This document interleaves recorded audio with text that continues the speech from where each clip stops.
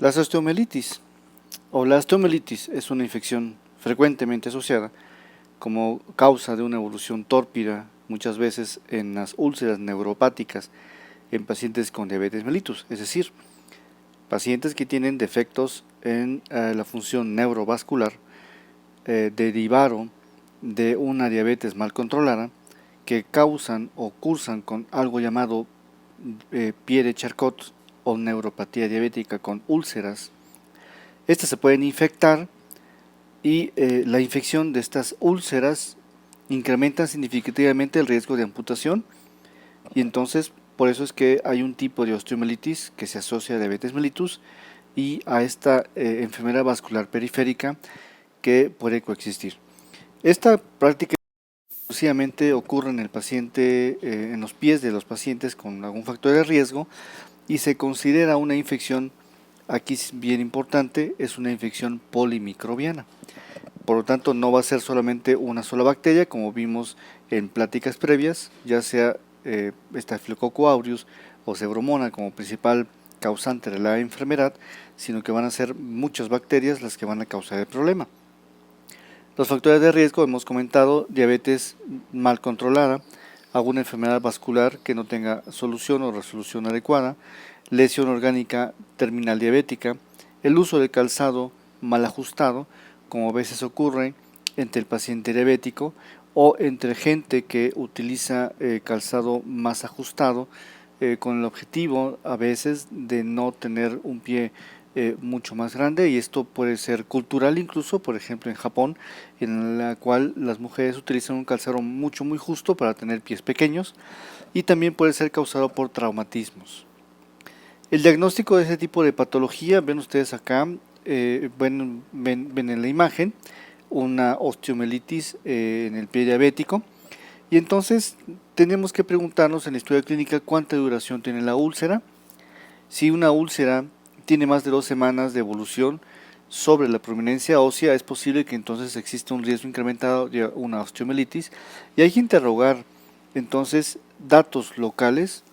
o síntomas locales, como por ejemplo drenaje de heridas, eritema, dolor local y también algunos efectos sistémicos de lo que puede ocurrir derivado de una infección a nivel de pie y a una afección a nivel ósea, como por ejemplo fiebre y escalofríos. A la exploración física veremos aquí que es importante evaluar el tamaño y la profundidad de la úlcera, ya que si tenemos una úlcera de más de 2 centímetros cúbicos de tamaño y de más de 3 milímetros de profundidad, también esto indica que existe un alto riesgo de una afección ósea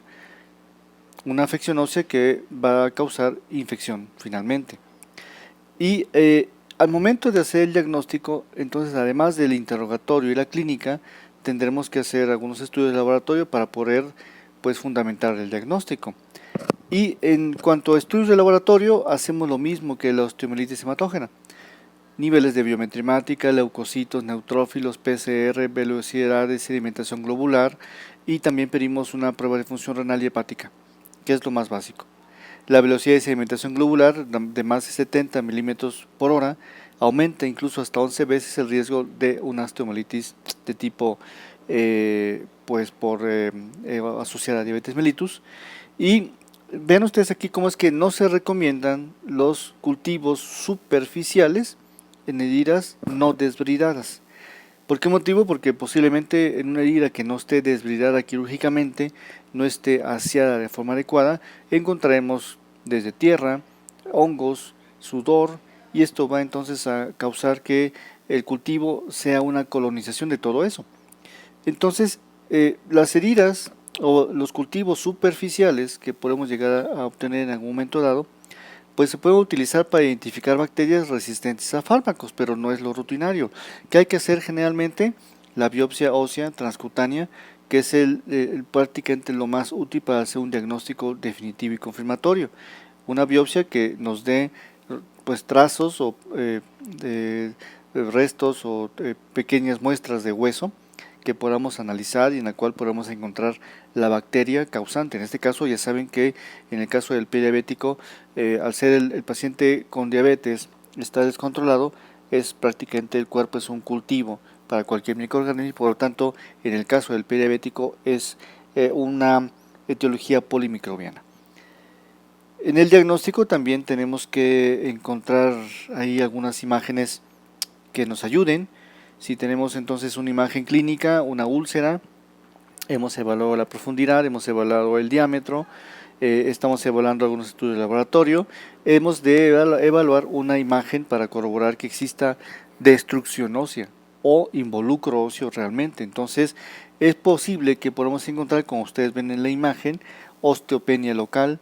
En estudios de radiografía simple, por ejemplo,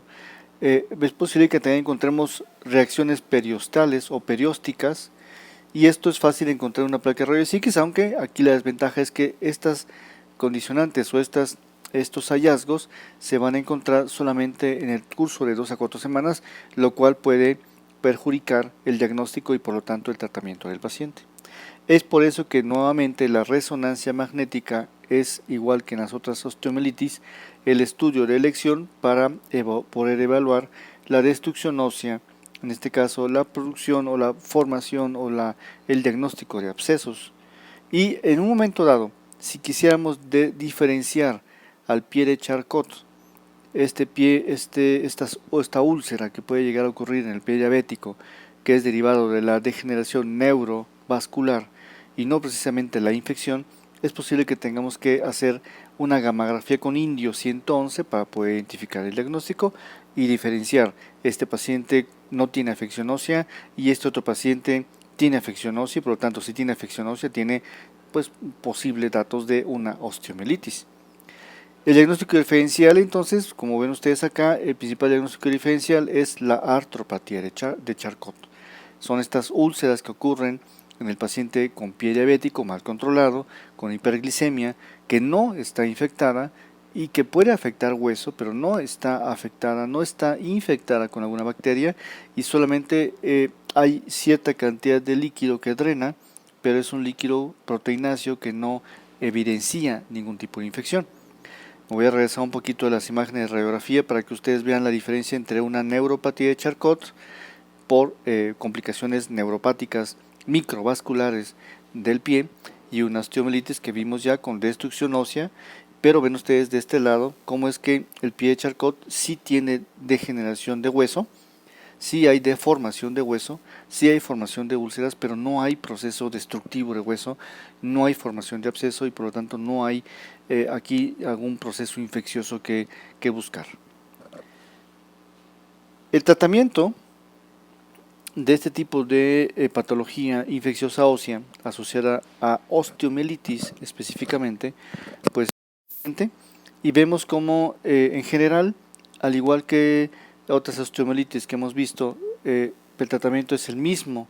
que la osteomielitis hematógena, ¿ok? De tal forma que se prefieren antibióticos intravenosos, algunas recomendaciones. Se prefiere ofrecer el tratamiento entre 4 a 6 semanas para asegurar que el diagnóstico y el tratamiento sea el adecuado. Y se pueden reducir el tiempo de antibióticos si los márgenes quirúrgicos están libres de infección. ¿Y esto cómo se hace? Mediante toma de biopsia. El cirujano tiene que ayudarnos, tomar una biopsia de ese borde quirúrgico, mandarlo a esta patología y evidenciar que ya no existe infección. Y si los márgenes quirúrgicos están libres de infección, podemos reducir el tiempo de administración del medicamento o del antibiótico. No hay un régimen superior al respecto, entonces por eso es que el tratamiento se dirige, como habíamos visto en la tabla de osteomielitis hematógena, y si no hay resultados de cultivos, que puede llegar a ocurrir, entonces damos tratamiento empírico, y el tratamiento empírico, como es polimicrobiano, tenemos que dar contra todo: gram positivos, gram negativos y anaerobios juntos, todos en conjunto. Bueno, el tratamiento muchas veces puede llegar a ser ambulatorio, no es necesario en ocasiones tener al paciente dentro de un área hospitalaria, excepto que el paciente esté chocado. Y muchas veces hay cosas que nos van a indicar que existe pseudomona, como por ejemplo una úlcera de larga duración, el uso de antibióticos previos o una úlcera que esté embebida en agua. Y hay datos que nos pueden indicar que podemos tener algún estafilococo aureus resistente a meticilina, como por ejemplo cuando tenemos un cultivo superficial que pues resulta resistente a este tipo de estafilococo, pues bueno, por eso es que comentábamos que los cultivos superficiales se utilizan para esto, pero más que nada hay que hacer cultivos de biopsia de tejidos profundos para llegar al diagnóstico y poder dirigir el tratamiento. Hay algunos otros tipos de tratamientos que pueden ofrecerse, que en un momento son controvertidos, pero en general ofrecen, además del antibiótico y la desviación, que es importantísima, dan un tratamiento adecuado, mejoran la evolución del paciente y por lo tanto la calidad de vida, como por ejemplo un control de glucosa óptimo, la desviación quirúrgica regular y muchas veces el oxígeno hiperbárico, que en ocasiones puede llegar a ser controvertido, cada vez está ganando más fuerza en el tratamiento de este tipo de úlceras, tanto para el paciente diabético o Pierre-Charcot, tanto como también el oxígeno hiperbárico para infecciones óseas o de origen osteogénico de difícil control. El tratamiento quirúrgico es importante. Entonces, la cirugía ortopédica, la consulta podológica o al podólogo y la desbridación y la amputación a veces llegan a ser necesarias para la curación, sobre todo si hay una afección crónica de hueso o algo llamado secuestro óseo. Entonces, como ven acá, esto llega a ser importante y el desenlace, desafortunadamente, a veces de este tipo de pacientes ocurre que pues más del 33% o un tercio de los pacientes, más de un tercio de los pacientes llegan a tener algún tipo de amputación mayor, que no solamente es amputación de dedos, sino incluso amputación de toda la pierna, y a veces esto ocurre en menos de 1 a 3 años de haberse hecho el diagnóstico. Ustedes pueden ver de este lado una osteomielitis en la cual poco a poco ha ido extendiéndose. Obviamente aquí han hecho desbridación quirúrgica, que es importante para el tratamiento, pero que finalmente ya sabemos que un tercio de estos pacientes al menos va a llegar a tener algún tipo de afección en el cual habremos que pues amputar, y con esto la calidad de vida del paciente nuevamente llega pues a modificarse. Obviamente la vida del paciente se salva, pero con algunas mutilaciones quirúrgicas secundarias a este tipo de infección. Bueno, nos vemos en la próxima. Vamos a evaluar la osteomielitis traumática.